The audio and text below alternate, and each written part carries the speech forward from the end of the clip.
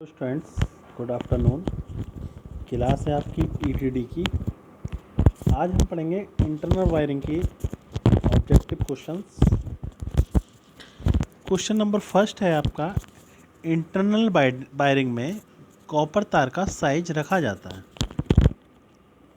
Internal wiring में copper तार का साइज रखा जाता है। What is the size of copper wire in internal wiring? Option A 1 mm square, option B 2.5 mm square, option C 3 mm square, option B 0.5 mm square. तो इसका right answer हो जाएगा option number A, 1 mm square का internal wire में copper wire का size रखा जाता है। क्वेश्चन नंबर 2 है, 5 एम्पियर सॉकेट का लोड लगभग कितना होता है? 5 एम्पियर सॉकेट का लोड लगभग कितना होता है? What is the approximate load of 5 ampere socket? Option A 100 watt, option B 200 watt, option B 300 watt, option D 400 watt. तो इसका राइट आंसर हो जाएगा ऑप्शन नंबर ए, 100 वाट रखा जाता है 5 एम्पियर सॉकेट का लोड। क्वेश्चन नंबर 3 है, ट्यूब एंड फैन को सप्लाई देने के लिए किस इलेक्ट्रिकल डिवाइस का यूज किया जाता है? ट्यूब एंड फैन को सप्लाई देने के लिए किस इलेक्ट्रिकल डिवाइस का यूज किया जाता है? यानी which electrical device is use to supply the tube and fan? Option A holder, option B fan, option C ceiling rose, option D tube light. तो इसका राइट आंसर हो जाएगा option number C, ceiling rose को का use किया जाता है किसका? ट्यूब एंड फैन को सप्लाई देने के लिए। क्वेश्चन नंबर 4 है, डोमेस्टिक वायरिंग में लेबर कॉस्ट लगभग कितनी होती है? लेबर कॉस्ट लगभग कितनी होती है डोमेस्टिक वायरिंग में? And approximate cost, how much does the labour approximate, how much does the labour cost in domestic wiring? Approximate how much does the labour cost in domestic wiring? Domestic wiring में labour cost लगभग कितनी रखी जाती है? Option A 5% of material cost, material cost की 5%। Option B है आपका 10% of material cost, option C 15% of material cost, option D 20% of material cost. इसका राइट आंसर हो जाएगा ऑप्शन नंबर ए, यानी 5% of material cost. Question number 5 है आपका, dB की सीलिंग से दूरी होती है एंड डिस्ट्रीब्यूशन बोर्ड की सीलिंग से कितनी दूरी होती है? Distance from the ceiling of the DB each. Option A 1.5 mm, option B 1 metre, option C 2 metre, option D any of these.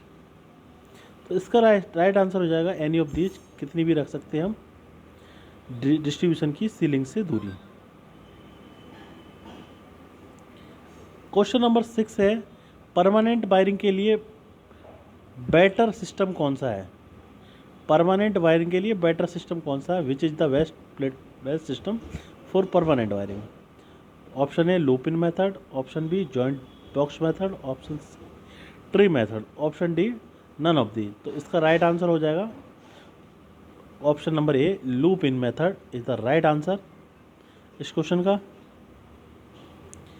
फिर है क्वेश्चन नंबर 7 है, 25 mm पीवीसी कंड्यूट में 25 mm पीवीसी कंड्यूट में 1 mm स्क्वायर कॉपर के कितने wire रह सकते हैं? 25 पीवीसी कंड्यूट में 1 mm स्क्वायर कॉपर के कितने वायर रह सकते हैं?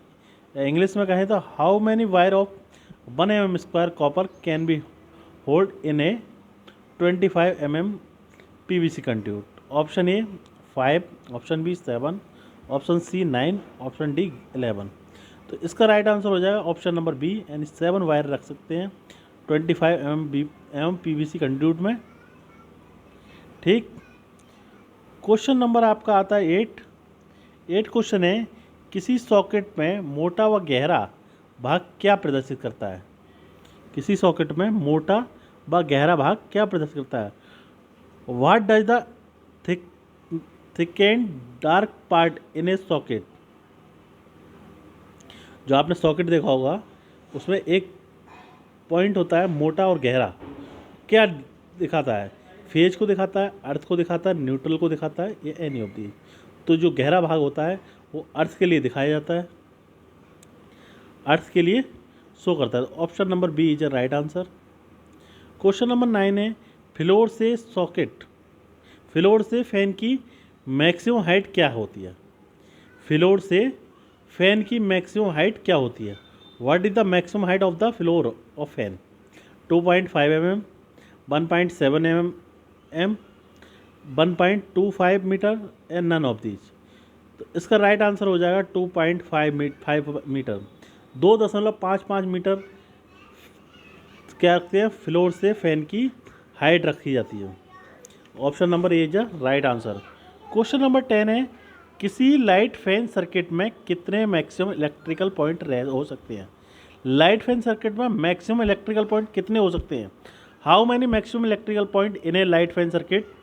तो आपको जब न्यूमेरिकल्स कराए थे तो मैंने बताया था कितने होते हैं।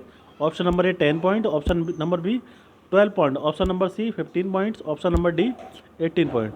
तो राइट आंसर हो जाएगा इसका ऑप्शन नंबर ए, जो 10 पॉइंट्स होते हैं। लाइट फैन सर्किट में मैक्सिमम इलेक्ट्रिकल पॉइंट्स कितने हो सकते हैं? 10। क्वेश्चन नंबर 11 है, करंट की यूनिट होती है, करंट की इकाई क्या होता है? Unit of the current is. Option A volt पर metre, option B ampere per metre, option सी कूलाम प्रति सेकंड, ऑप्शन डी वोल्ट पर सेकंड। तो इसका राइट आंसर हो जाएगा कूलाम प्रति सेकंड। आई इजिकल टू क्या होता है? क्यूब अपॉन टी, कूलाम प्रति सेकंड, इसको ही हम एम्पियर बोलते हैं। ठीक है, तो इसका राइट आंसर हो जाएगा question answer number option number C is a right answer. Next question आता है, एनर्जी मीटर का सिंबल है, symbol of energy meter is. देखो चारों देखो, पहला काय का है, दूसरा काय का है और तीसरा काय का है। इसका राइट आंसर हो जाएगा option number C is a right answer. C आपका एनर्जी मीटर का सिंबल से पहला काय का है, ट्रांसफार्मर का सिंबल है। नेक्स्ट देखो, डीपीआईसी का पूरा नाम है, full form of DPIC double power indicating controlling, double pole iron clad, double power integrated circuit और डबल पोल इंटीग्रेटेड सर्किट। तो इसका राइट आंसर हो जाएगा डीपीआईसी का full form double pole iron clad. Option number B is a right answer. Question number 14 है, domestic wiring में insulation को measure करता है, डोमेस्टिक वायरिंग में इंसुलेशन को मेजर करता है मेगर, एनर्जी मीटर, अर्थ tester, ohm meter. Megger insulation को क्या मेजर करता है बताओ? मेजर करता है option number B energy meter, option number C earth tester, option number D क्या है आपका? Ohm meter. तो इसका राइट आंसर हो जाएगा मेगर, मेगर के द्वारा किया जाता है। नेक्स्ट है, मेन स्विच क्या होता है? What is the main switch? Main switch क्या होता है? तो राइट इसका ऑप्शन नंबर ए है switch fuse unit, option B switch board unit, option C distribution unit, option D any of these. तो इसका राइट आंसर हो जाएगा A, option number A, switch fuse unit को ही हम मेन स्विच कहते हैं। क्वेश्चन नंबर 16 एमसीबी है, एमसीबी की फुल फॉर्म बतानी है, मिनिएचर सर्किट ब्रेकर है, master circuit breaker, maximum circuit breaker, none of these.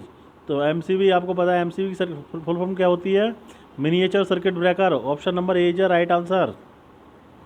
Question number 17 fuse बना होता है, फ्यूज किसका बना होता है? मेटल का, नॉन मेटल का, डाइलेक्ट्रिक मटेरियल का, एनी ऑफ दीज। तो फ्यूज बना होता है, फ्यूज किसका? मेटल का बना होता है। राइट आंसर क्या हो जाएगा इसका? Option number A is right answer. Question number 18 ICDB stands for, ICDB का फॉर्म क्या है? Iron clad distribution board, integrating circuit double box, iron clad double box, none of these. इसका राइट आंसर हो जाएगा iron clad distribution board, A is right answer. Option number A is right answer.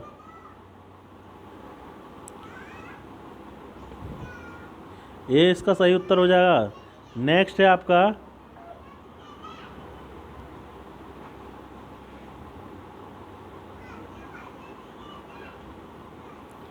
Next question है आपका internal wiring installation को earthing wire का resistance कितना होता है। इंटरनल वायरिंग इंस्टॉलेशन में अर्थिंग वायर का रेजिस्टेंस कितना होता है, 1 ओम, 2 ओम, 0.5 ओम, नन ऑफ दी। तो इसका राइट आंसर हो जाएगा 0.5 ओम। ये 0.5 ओम ऑप्शन नंबर डी सही हो जाएगा, नन ऑफ दीज। 20 क्वेश्चन है, कितना होता है इंटरनल वायरिंग इंस्टॉलेशन में अर्थिंग वायर का रेजिस्टेंस कितना होता है, 0.5 ओम। डोमेस्टिक वायरिंग में इमरजेंसी कॉस्ट होता है, emergency cost in domestic wiring is 5% of material cost, 10% of material cost, 15% of material cost, 20% of material cost. Option number A is right answer. 5% material cost होती है emergency cost.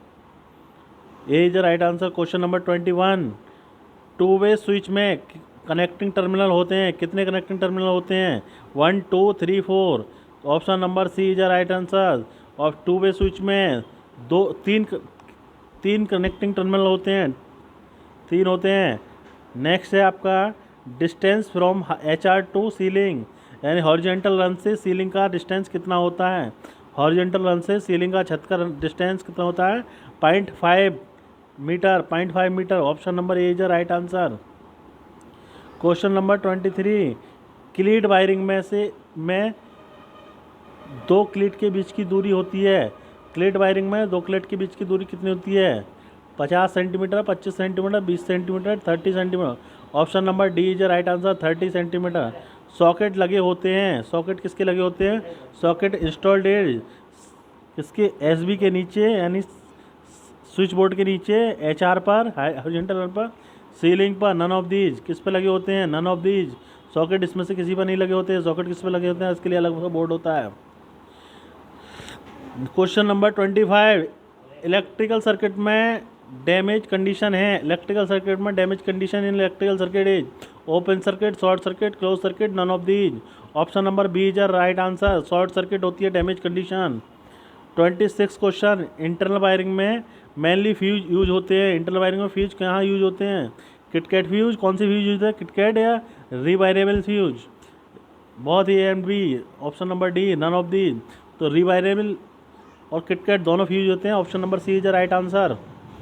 Next question है question number 27, नमी वाले स्थान पर wiring की जाती है, वायरिंग यूज होती है। नमी वाले स्थान पर कौन सी वायरिंग यूज होती है, नमी वाले स्थान पर कंड्यूट वायरिंग यूज की जाती है।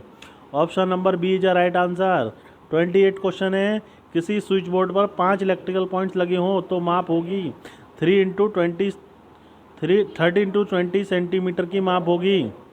तो ये हुए आपके 28 क्वेश्चन इंटरनल वायरिंग के। ये EDD फर्स्ट और EDD सेकंड दोनों के लिए है।